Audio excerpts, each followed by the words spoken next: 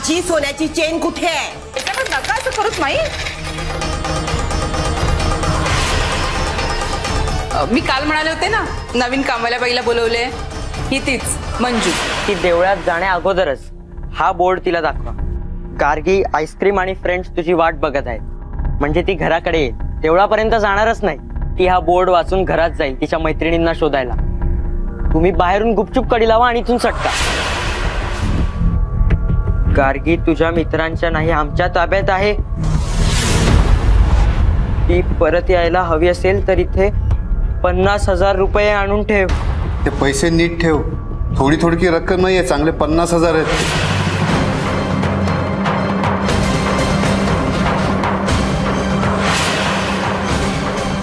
गार्गीला कोणीतरी पळवलंय हे तुला कसं कळलं? तू कशाला मध्ये बोलतेस? माई मी मंजू नाही, मी अस्मिता, खाजगी गुप्तहेर. खाजगी गुप्तहेर?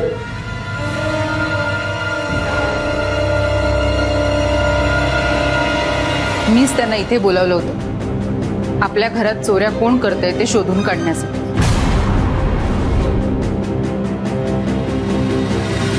माई यमुनाताईंना तुम्ही कामावरून काढून टाकल्यानंतर मी या घरात येण्याचा निर्णय घेतला.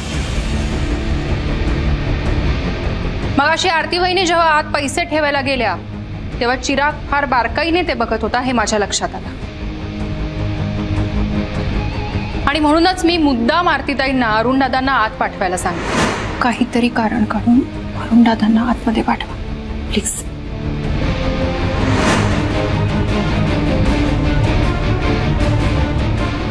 चिराग अजूनही माझ्या प्रश्नाचं उत्तर दिलेलं नाहीयेस तू.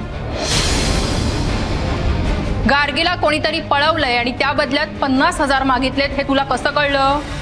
मला घरी फोन आला होता. तिला वाचवण्यासाठीच मी हे पैसे घेतले. फोन आला होता? कधी आला होता? आणि फोन आल्यावर घरी सांगावंसं नाही वाटलं तुला? डायरेक्ट पैसे चोरावेसे वाटले?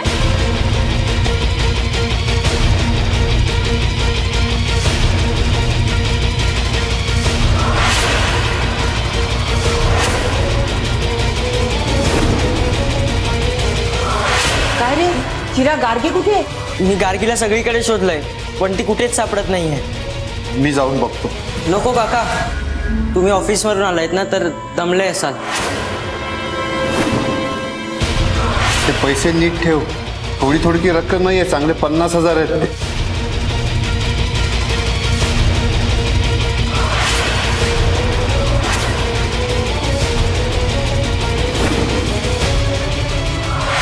अगं पैसे चोरत होता. काय? माई मी मंजू नाही, मी अस्मिता, खाजगी गुप्तहेर.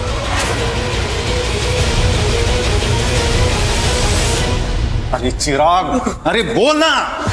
गार्गी विषयी दादा वहिनींना न सांगता तू स्वतः पैसे का चोरलेस?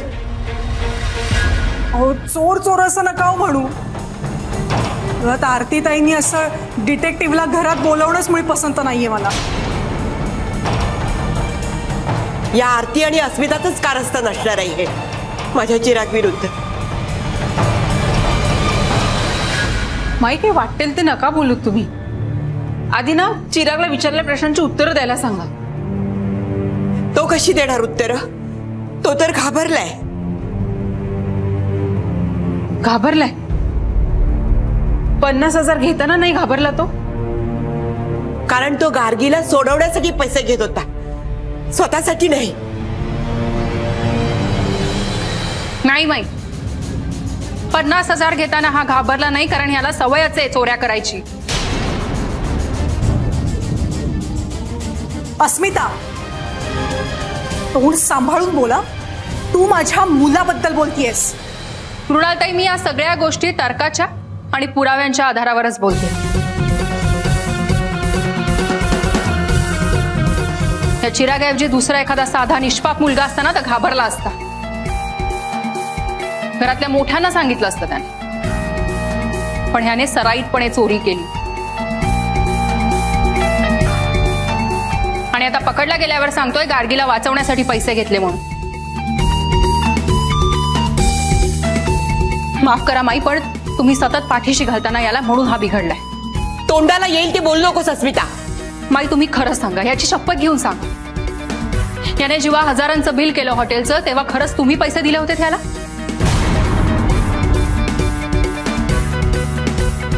नाही.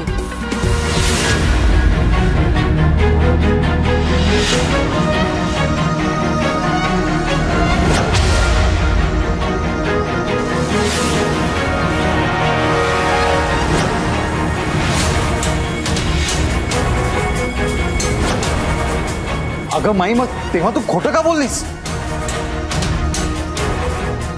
दुसरा मुद्दा, माईनी चिरागसाठी सोन्याची चेन आणली हे फक्त चिरागला माहित होतं. वाव, आवडली? हो.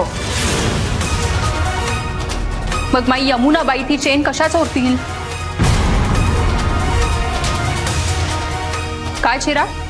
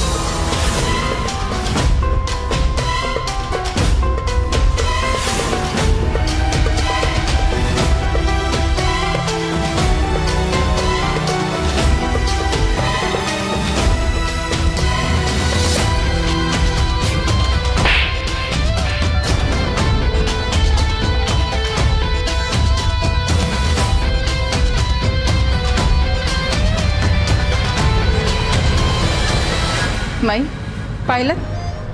तुम्ही माझ्या मुलींवर संशय घेत होतात ना? आणि बघा चोरी कोण करत होतं ते. चिराग, अरे का असं वागलास तू? अरे तुला हवं ते सगळं देत होतो ना आम्ही. मृणालताई, हे प्रकरण इतक्यावरच थांबलेलं नाहीये. माझ्याकडे आणखी एक धक्कादायक बातमी. गार्गीला पळवण्याचा प्लॅन सुद्धा याचाच आहे.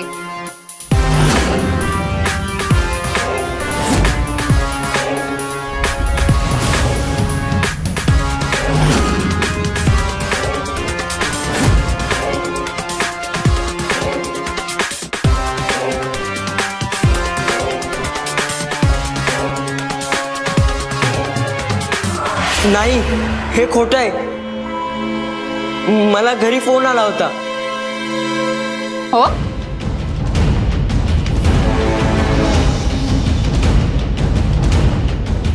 फोन आला होता तर घरात इतर कुणालाच कसं नाही कळलं? मला वाटतं आपण कॉल स्टेटमेंट मागवूया, म्हणजे खरं काय ते कळेल. मला मोबाईलवर फोन आला होता. ठीक आहे, मग मोबाईलचं कॉल स्टेटमेंट मागवते.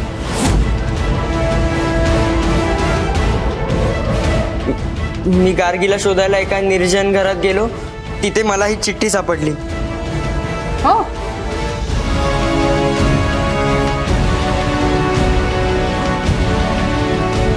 What a coincidence. पण हे असले योगायोग ना फक्त फिल्म्समध्ये घडतात. गार्गीला शोधायला बरोबर त्याच घरात कसा गेलास रे तू?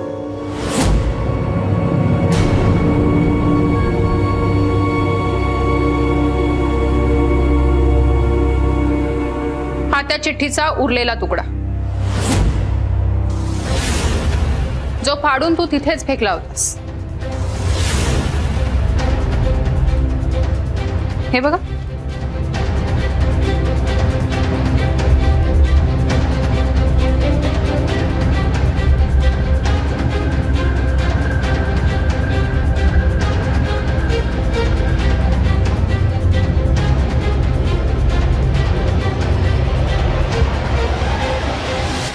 गार्गी तुझ्या मित्रांच्या नाही, आमच्या ताब्यात आहे. ती परत यायला हवी असेल तर इथे 50,000 रुपये आणून ठेव. नाहीतर ती कधीच परत येणार नाही. पैसे नाही आणलेस तर तू काय केलंस ते तुझ्या घरी कळव.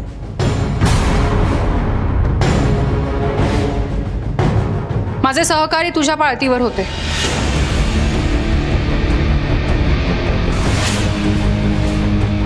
तू या कामात तुझ्या मित्रांचीही मदत घेतलीस आणि त्यांनी सगळं कबूल केलंय. आम्ही आता घरी चाललोय, आम्हाला घरी जाऊ दे प्लीज.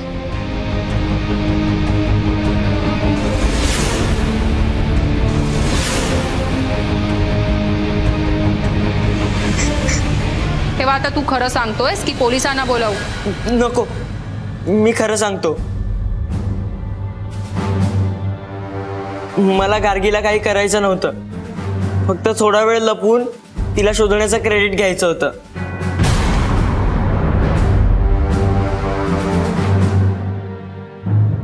पण आम्ही ठरवलेल्या जागेवरती नव्हतीच. मला कळलं की तिला खरंच कोणीतरी पळवलंय. हे ऐकून मला धक्काच बसला आणि म्हणून गार्गीला सोडवण्यासाठीच मी हे सगळं केलंय. अरे पण मग आता गार्गीचं काय झालं? ती कुठे आहे? खूप लवकर आठवण झाली तुम्हाला गार्गीची.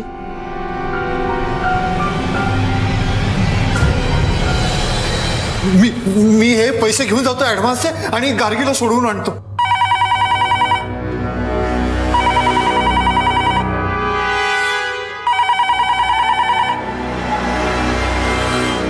हॅलो, तुम्हाला तुमची मुलगी जर परत हवी असेल तर 10 लाख रुपये द्या.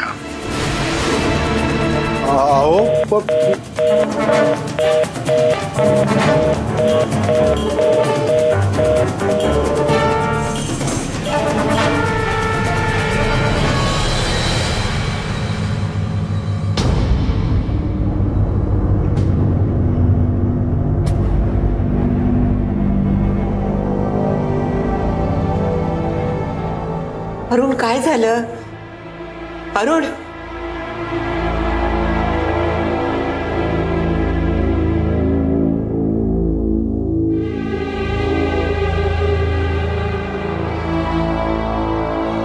अहो, काय झालं? दादा, अरे काय झालंय? आरती, योगेश, अरे ते लोक आता 10 लाख रुपये मागतायत रे.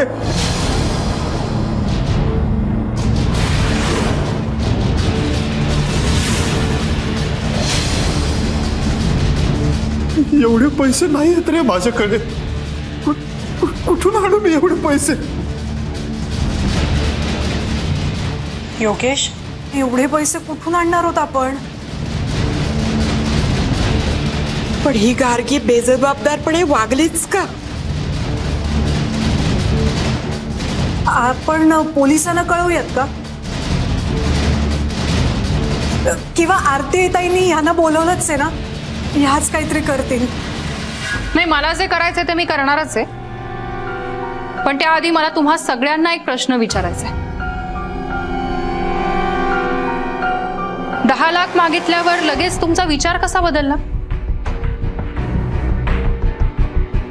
नाही, मला मान्य आहे ही किंमत खूप जास्त आहे.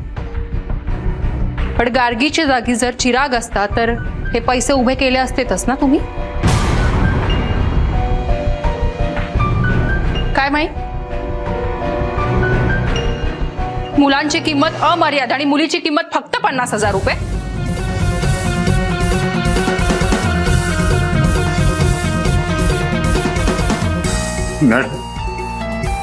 मॅडम, आता तुम्हीच माझी मदत करू शकता. माझी मुलगी मला परत मिळवून द्या. तिला शोधून द्या. अरुण दादा, गार्गी सेफ नसती तर मी इतका वेळ बोलण्यात वाया घालवला असता का?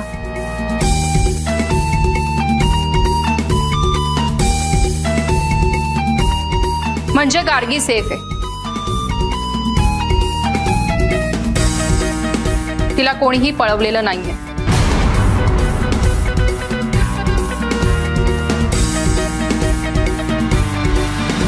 हा चिराग अचानक तिच्याशी प्रेमाने वागायला लागला तेव्हाच मला शंका आली. आणि म्हणूनच मी माझ्या सहकार्यांना त्याच्यावर लक्ष ठेवायला सांगितलं होतं. मी इथे बाहेर जेव्हा केअर काढत होते तेव्हा हा त्याच्या मित्रांशी इंग्लिशमध्ये बोलत होता.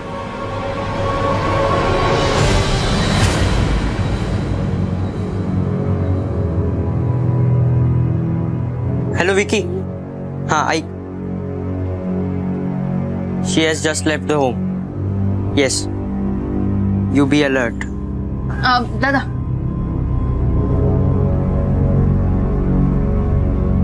You follow as per my instructions. Yes, I've done the settings at home. You be alert there.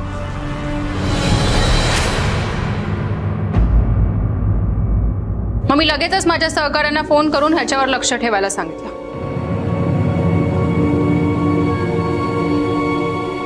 पण मग आता गार्गे कुठे आहे? मनाली,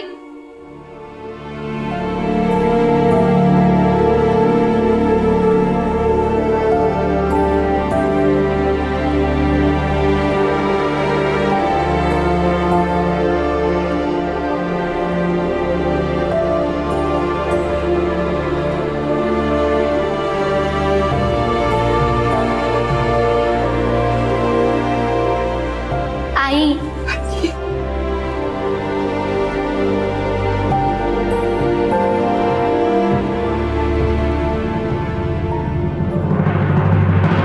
चिराग, आम्ही तुला हवं ते दिलं, सगळ्या फॅसिलिटीज दिल्या, म्हणूनच बिघडलास तू. अरे स्वतःच्या बहिणीबद्दल असं वागलास तू. पण आता ही चूक मी सुधारणार आहे.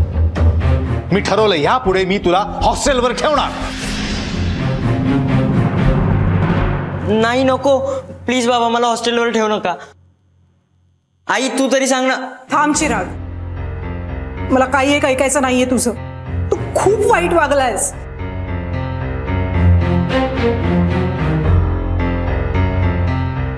माई, नाही चिराग, आजपर्यंत मी तुझ्या चुकांवर पांघरून घालत आले, तुझ्या बाजूने नेहमी बोलत आले मी. पण आता नाही, ती माझी मोठी चूक होती. आता पुन्हा ही चूक मी करणार नाही. तुला हॉस्टेलची शिस्तच वटणीवर आणू शकेल.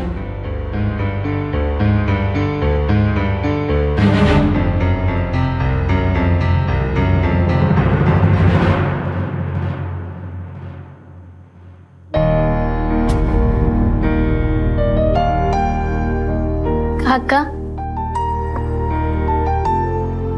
याला याची चूक कळलीये. आता नाही वागणार आहे असा.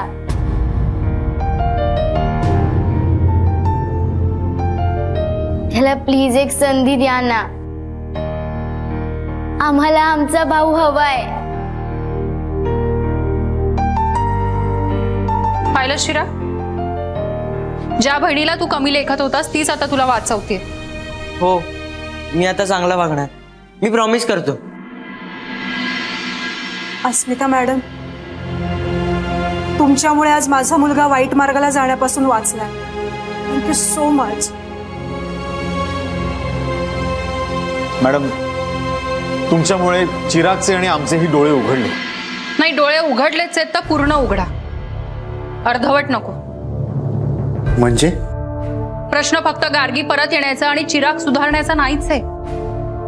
प्रश्न आहे मानसिकतेचा, जी बदलायला हवी. का आपण घराघरात मुला मुलींमध्ये भेद करायला शिकवतो? कधी बदलणार आहे ही मानसिकता? हे बघा, मुलींना कमी लेखू नका.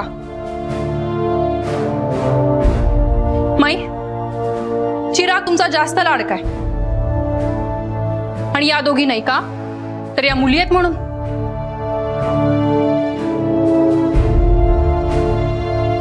माई, तुम्ही सुद्धा स्त्रीच आहात ना, मग स्त्रियांनी स्त्रियांना कमी लेखायचं?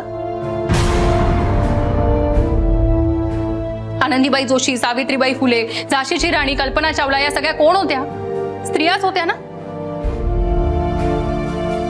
अहो, बाहेरचं उदाहरण कशाला, तुमच्या घरातलं उदाहरण घ्या. ही गार्गी कुठलाही क्लास न लावता तिने स्कॉलरशिप मिळून दाखवलीस ना, तरी तुमचे डोळे उघडलेले नाहीयेत.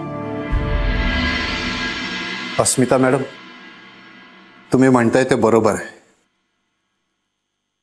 आम्हाला आमची चूक उमगली आहे. अप्रत्यक्षपणे का होईना, पण आम्ही सुद्धा जबाबदार आहोत या गोष्टीला. मी स्वतः गार्गेचा बाप असूनही. नाही बाबा,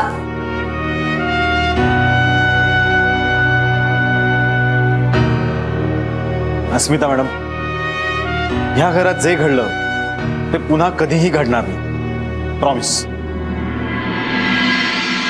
अस्मिता, मला माफ कर. माफ कर मला. माझ्या हातून खूप मोठी चूक झाली आहे ग. पण आता नाही, आता नाही. आता मी माझ्या नातीमध्ये आणि नातवामध्ये कधीही फरक करणार नाही.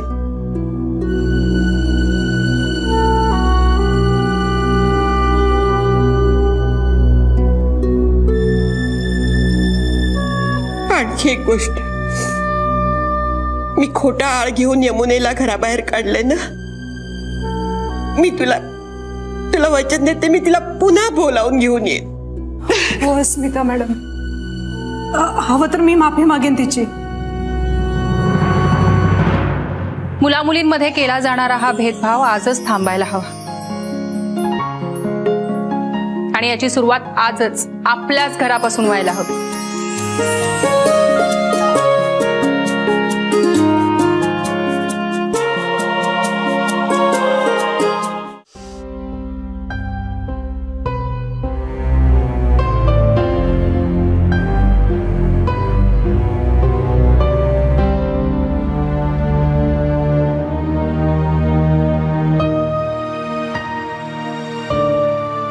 बाळा, बाप्पाला मोरया कर.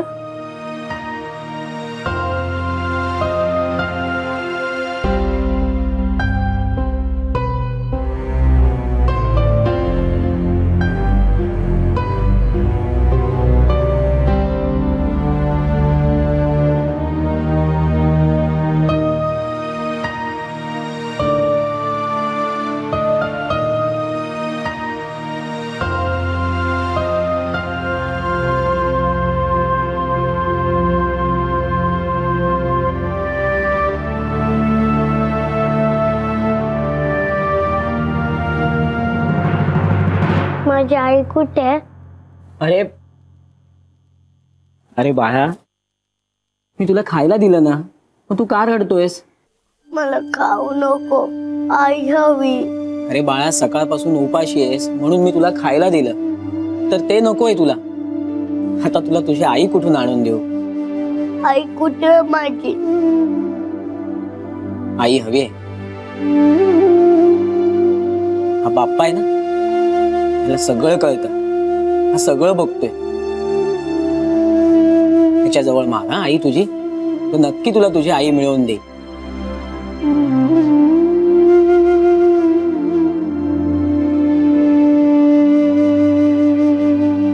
बाप्पा, माझ्या आई परत आणणार इथे.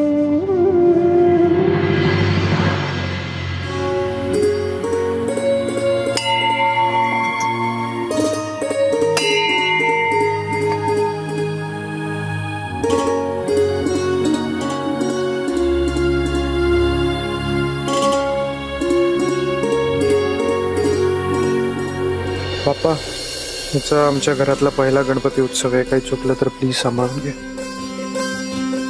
सरंजाम्यांची सून म्हणून तुझ्या उत्सवातली माझी जबाबदारी माझ्याकडून नीट पार पडते आणि तनया लवकर सापडू दे.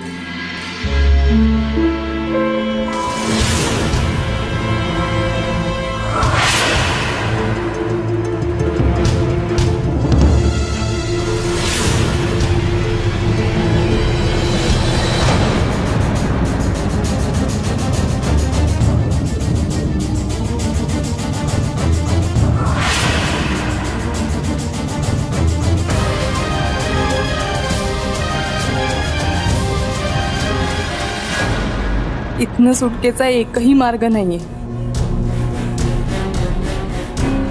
माझं काहीही झालं तरी चालेल देवा, पण मरण्यापूर्वी मला अस्मिता मॅमना सावध करायलाच हवं.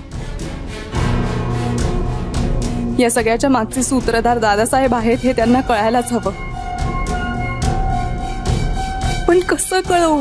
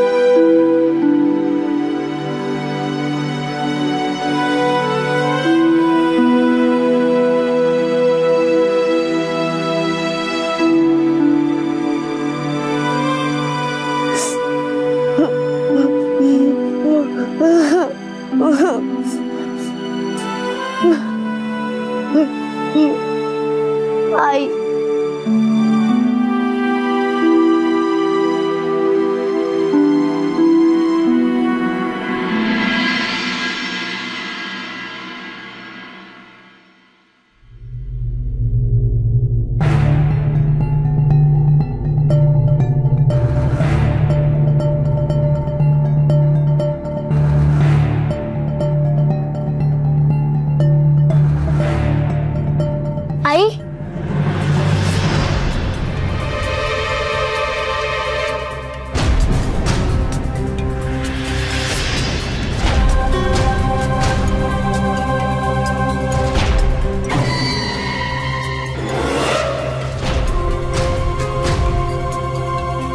तू माझी आई नाहीस. माझी आई कुठे?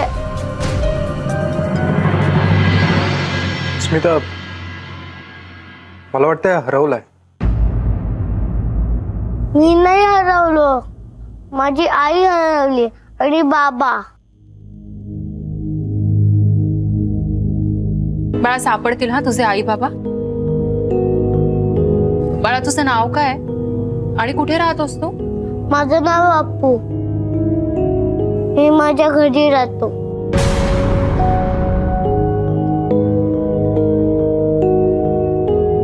गुरुजी, ह्याची आई. बरं झालं अस्मिता तू आलीस. अगं ह्या मुलाच्या आईने तर मला अडचणीत टाकले. म्हणजे त्यांना ओळखता का तुम्ही? नाही ग, काल रात्री याची आई ह्याला घेऊन देवळात आली होती. आसरा मागितला एका रात्रीसाठी. सकाळी हा झोपला असताना मला म्हणाली तासाभरात जाऊन येते. 4 तास झाले अजून आली नाही. बरं त्या माऊलीचा पत्ता ठाऊक नाही, नाव ठाऊक नाही, कसं कळणार ना? मी सांगतो ना, आई बाबांना आणायला गेली. येईल ना बाळा आई. आणि मी तुझी आई नसले म्हणून काय झाले? मी तुझी मावशी आहे. आपण शोधूयात ना तुझ्या आईला. खरंच मावशी? हो.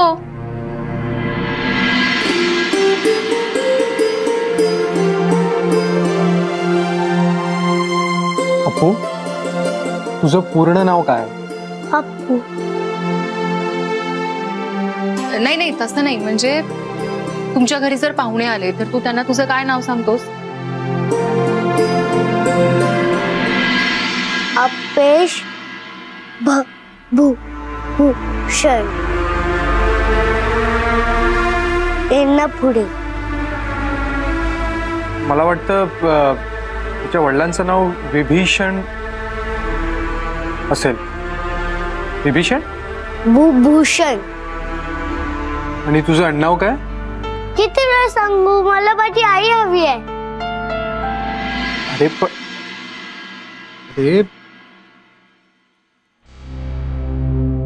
तुझ्या आईचं नाव काय?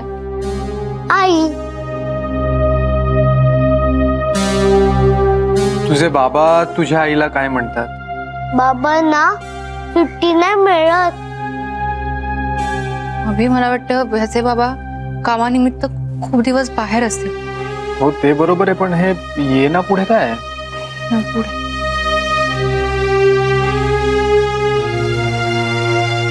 अप्पू, तू इथे जवळच राहतोस का? मी आणि आई खूप गाडीने आलोय. मला वाटतं हा मुंबई बाहेरून आलाय.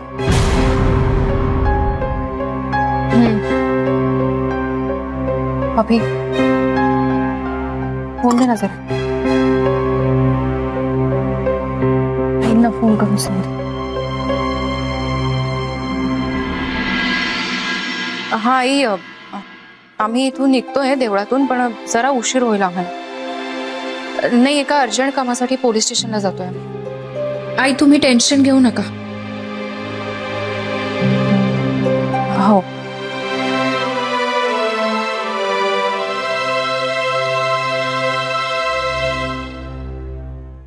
आई टेन्शन घेऊ नका असं म्हटलं की टेन्शन येणं बंद होतं का? उद्या घरी गणपती येणार आणि आज हे गेलेत पोलीस स्टेशनला. बरं का जातायत हेही सांगितलं नाही.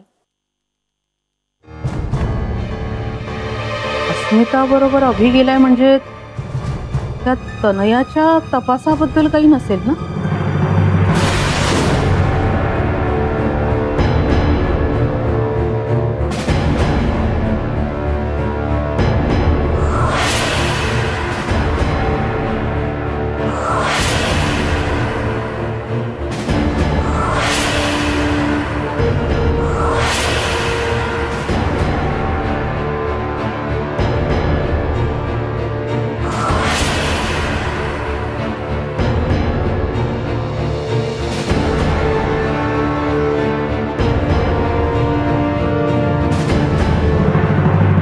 अस्मिता मॅम,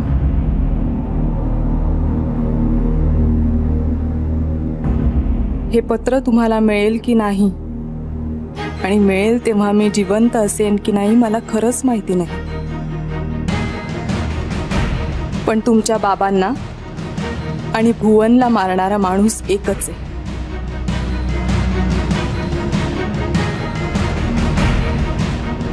तुमचे सासरे. भुवनला मीच मारलं. दादासाहेब सरंजामे.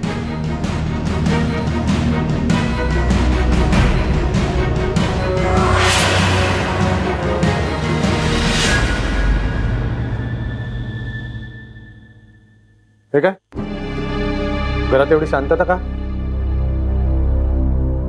आणि गणपतीच्या तयारीची काहीच गडबड दिसत नाहीये. अभि, अस्मिता कुठे आहेत? आज रजा घेणार होता अभि गणपतीच्या तयारीसाठी. काय झालं? अहो हो, रजा घेतलीच आहे.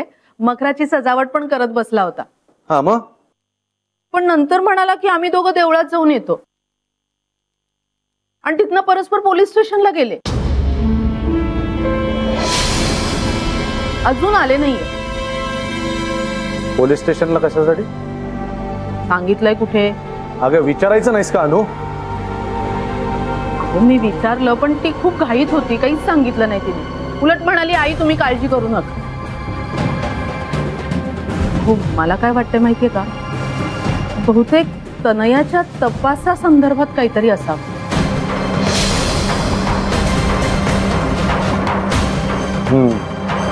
असेल.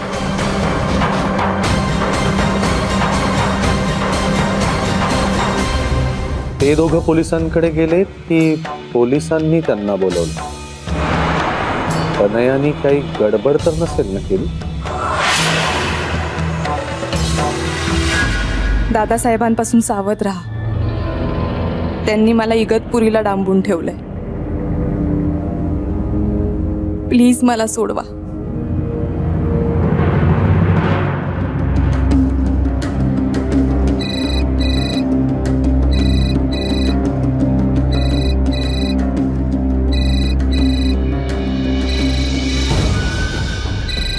रघु फोन का नाही उचलत आहे?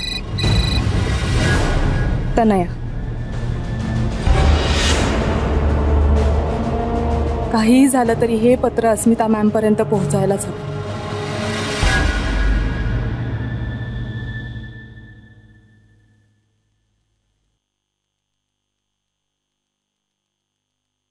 गौरी गणपती नीट साजरा होऊ दे. म्हणजे झालं. अरे अभि, एकटाच आलास तू? अस्मिता कुठे आहे? येते ती. दादा आहेत का? अभि, काय म्हणाले पोलीस तनयाबद्दल? तनयाबद्दल? अरे तनयाचीच चौकशी करायला गेला होतात ना पोलीस स्टेशनला. काय म्हणाले? नाही, आम्ही पोलीस स्टेशनला तिच्या चौकशीसाठी नाही, एका लहान मुलासाठी गेलो होतो. लहान मुलासाठी? आता हे काय नवीन? सांगतो. ऍक्च्युली काय झालंय आई, त्याची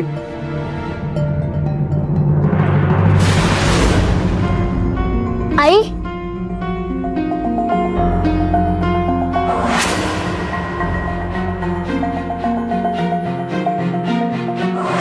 मला वाटतंय हरवलाय. मी नाही हरवलो, माझी आई हरवली आणि बाबा. अगं या मुलाच्या आईने तर मला अडचणीत टाकले.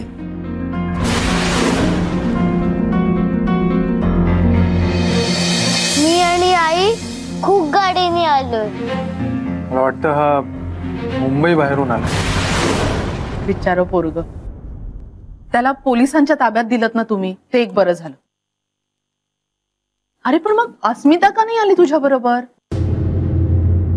नाही आई, ते ऍक्च्युली आम्ही पोलीस स्टेशनला होतो तेव्हा तो मुलगा खूप रडत होता. अस्मिताला सोडायलाच तयार नव्हता. म्हणून आम्ही पोलिसांची परमिशन घेतली आणि त्याला इथे आणायचं ठरवलं.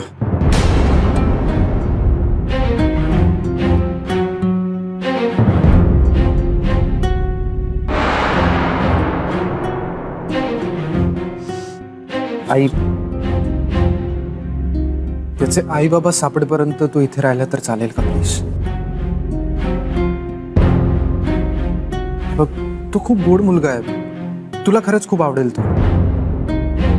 आपल्या घरात? अरे अभि, कोण कुठला मुलगा हा? आणि देवळात अजून कितीतरी बायका असतील, तो अस्मितालाच आई का म्हणाला? यात काहीतरी ट्रॅप असू शकतो. दादा, पुजारी काकांनी जे घडलं ते मला सांगितलं, कोणी परक्यानी नाही.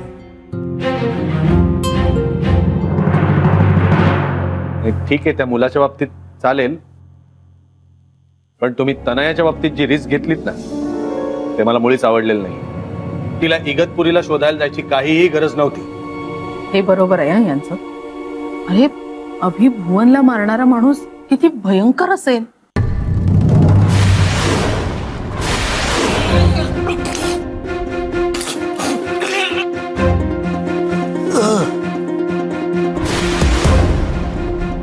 भयंकर असेल तर अस्मिता पण प्रभाकर अग्निहोत्रींची मुलगी आहे. आणि मी दादासाहेब सरंजामेंचा मुलगा. वरून ओरू त्याला.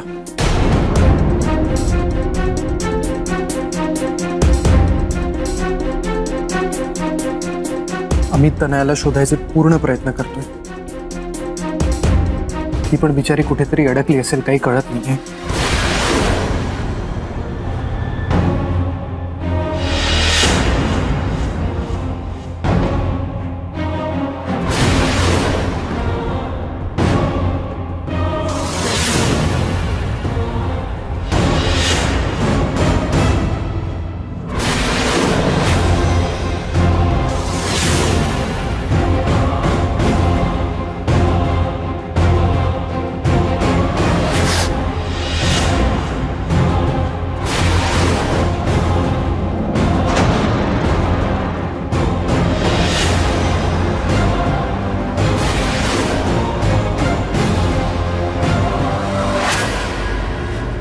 बरं बास आता. गणपती होईस तोपर्यंत तनया हा विषय घरात नको. आणि काय रे, तुला ढाल बनवून परवानगी काढण्यासाठी पुढे पाठवलं का अस्मिताने? तिला स्वतःला विचारता येत नव्हतं? दादा, माझा तुमच्यावर पूर्ण विश्वास. मला खात्री होती आई आणि तुम्ही नाही म्हणणारच नाही. आणि मी काय मुद्दाम पाठी नव्हते राहिले, शॉपिंग करायला गेलेले, अप्पूसाठी कपडे आणले. अप्पू अप्पू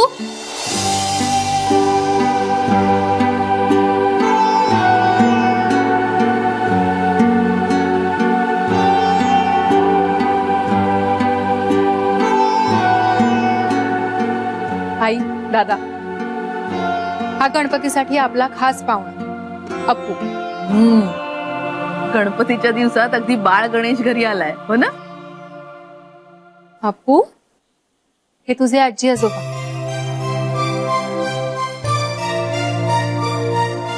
ये अप्पू, ये माझ्याकडे.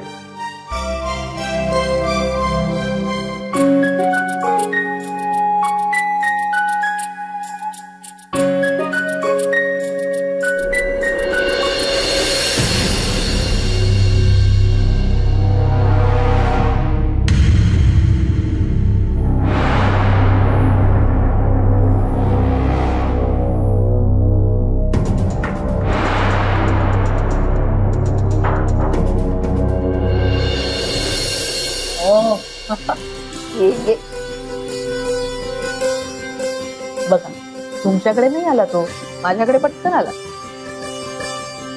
अप्पू, भूक लागली तुला? काहीतरी खायला आणते हा तुझ्यासाठी. बस. हा, आले.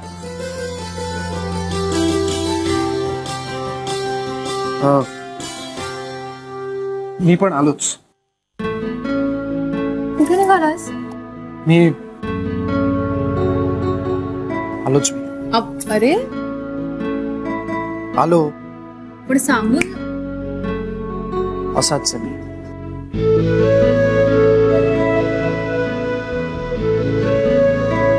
बाय अप्पू.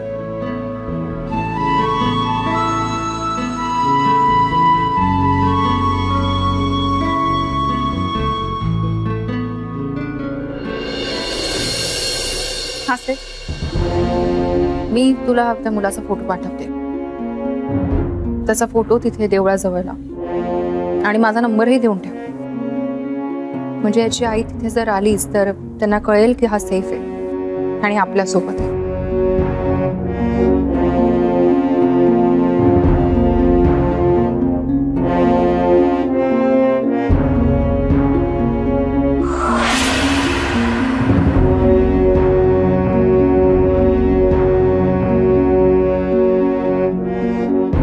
दादांना पाहिल्यावर एवढा का घाबरतोय?